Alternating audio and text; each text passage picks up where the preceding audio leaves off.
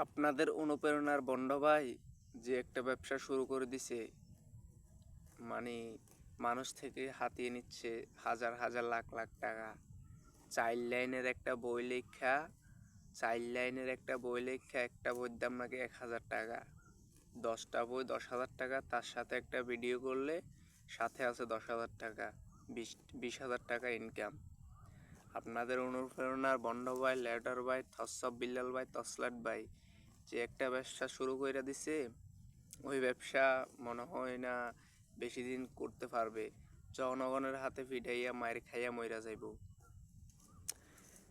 1 মাসে 44 লক্ষ টাকার কথা শুনাইয়া হাজারো ছেলেরে ফেসবুকে আনাইয়া দিছে।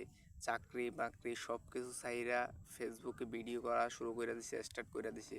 কিন্তু 1 মাসে 44 লক্ষ টাকা কীভাবে কামাইছে, কেমনে কামাইছে সেটা তো আর বলে নাই। এখন লেউটার ভাই আরেকটা ভণ্ডামি শুরু করছে।